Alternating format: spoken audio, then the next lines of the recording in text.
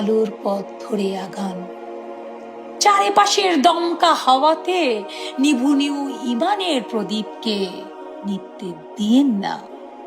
কুপির আলোর মতন, মোমবাতির আলোর মতন হয়েন না, যে পথিমধ্যে দমকা হাওয়ায় নিভু নিভু আলোটা নিভে যাবে। ফায়েজ খেয়াল করেন, মোর্শেদকে হৃদয়ে বসান।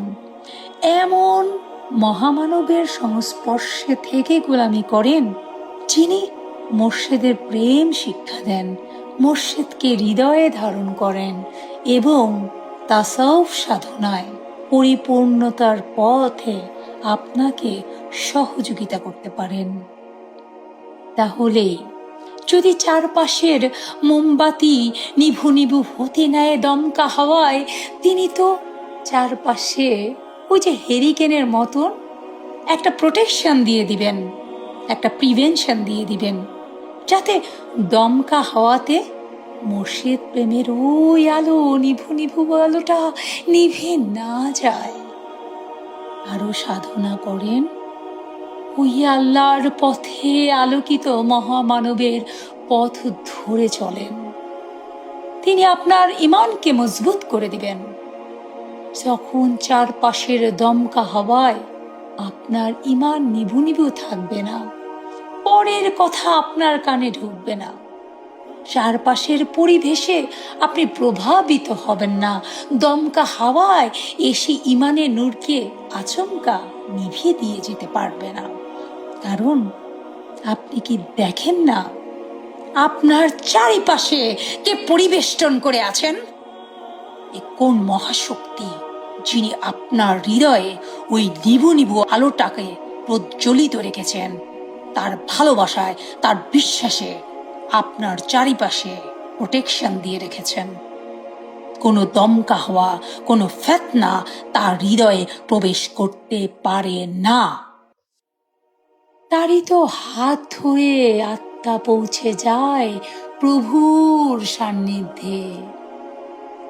আর যে মোর্শেদকে ধারণ করেনি, সে তো আলো লেখা ওই কাগজের মতন। কাগজের মধ্যে যদি লেখেন আলো, কাগজের মধ্যে যদি লেখেন আগুন, তা যদি তরি তরকারি মাছ মাংসর চুলা নিচে আগুন লিখে যদি মাছ মাংস তরি তরকারি হাঁড়িতে বসিয়ে দেন আর ঘড়ি ধরে অপেক্ষা করতে থাকেন, আমি যে আগুন লিখেছি, এই লেখা আগুনেই আমার মাছ মাংস রান্না হয়ে যাচ্ছে, সম্ভব নয়। কাগজে আগুন লেখলে ওই আগুনের ক্ষমতা নেই মাছ মাংস কিংবা তরি তরকারিকে আপনার রান্নার উপযোগী সুস্বাদু করে তোলে।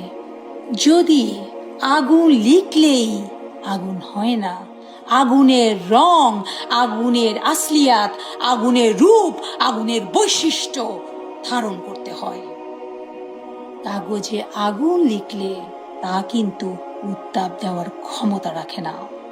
আগুন লিখা আর আগুন এক নয়। যিনি মোর্শেদকে হৃদয়ে ধারণ করেছেন, ওই হৃদয়ে স্বয়ং রাহমাত আলীল আলামিন দয়া করে তার নূর তাজাল্লা নিয়ে হাজির হন। এই কারণে আল্লাহ বলেছেন, কোনো বান্দা নফল ইবাদত করতে করতে আমার এত সন্নিকটে চলে আসে যে আমি তাকে ভালোবাসতে বাসতে তার জবান হয়ে যাই, যে জবান দিয়ে সে কথা বলে। আমি ভালোবাসতে বাসতে তার চোখ হয়ে যাই, যে চোখ দিয়ে সে দেখে। আমি ওই বান্দার হাত হয়ে যাই, যে হাত দিয়ে সে ধারণ করে। আমি ওই বান্দার পা হয়ে যাই, যে পা দিয়ে সে বিচরণ করে। আর যে মোর্শেদকে ধারণ করেনি, তিনি তো আগুন লেখা কাগজকে ধারণ করারই শামিল।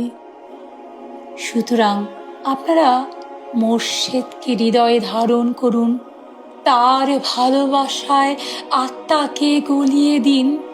যেমন মোমে আগুন ধরালে মোমের কোনো সাধ্য নাই সে জমাট বেঁধে থাকতে পারে, সে গলতে বাধ্য।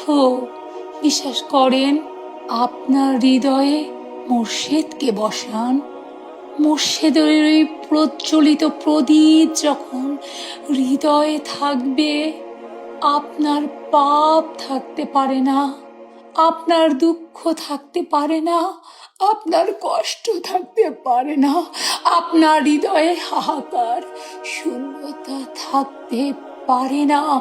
কারণ আলো জ্বালালে অন্ধকার তো থাকতে পারে না। তাই হৃদয়ে মুর্শিদকে বসান। মুর্শিদ আলো, নূর আলা নূর। তাকে হৃদয়ে ধারণ করুন, তাকে হৃদয় সলিতায় বসান। তখনই দেখবেন আপনার পাপগুলো কি করে গলতে গলতে নিঃশেষ হয়ে যাচ্ছে।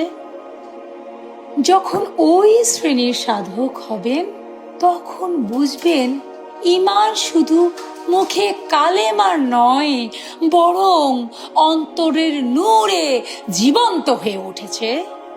মুর্শিদকে অন্তরে ধারণ করাই ঈমানের পূর্ণতা। যিনি মুর্শিদকে হৃদয়ে জাগরণ ঘটান, তার হৃদয়ে মুর্শিদ চিরজাগ্রত। মুর্শিদ কোথায়? মুর্শিদ তার প্রতিটি আশিকে রাসূলের হৃদয়ে রাজ করেন। মুর্শিদ কোথায়? দেওয়ানবাগী কোথায়? দেওয়ানবাগী তার প্রত্যেকটি আশিকে দেওয়ানবাগীর অন্তরে বিরাজ করেন। তাই হৃদয়ে দেওয়ানবাগীকে জাগ্রত করেন, হৃদয়ে দেওয়ানবাগীর সাথে যোগাযোগ করেন। দেখবেন অন্তরের ভেতর থেকে আপনার মুর্শিদই আপনার প্রতিটি কর্মে আপনাকে দিক নির্দেশনা প্রদান করে যাচ্ছেন। যিনি এই রূপে মুর্শিদকে হৃদয়ে জাগ্রত করতে পারেন, মারিফতের এক একটি বিষয় স্ফুলিঙ্গের মতন তার কাছে অস্পষ্ট থেকে প্রকাশিত, আলোকিত, সূক্ষ্মতর সূক্ষ্ম বিষয়ে তিনি হয়ে যান চিরজাগ্রত। তার হৃদয়ের সাথে প্রতিনিয়ত সেই নূরময় সত্তার কথোপকথন হয়। তার হৃদয়ে সেই নূরময় সত্তা বিরাজ করে থাকেন।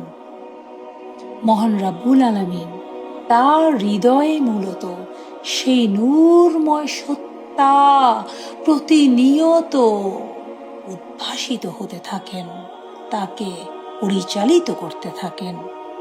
মহান রাব্বুল আলামিন দয়া করে আমাদের সকলকে এলমে গায়েব, এলমে মারিফাত বুঝার সুযোগ করে দিন।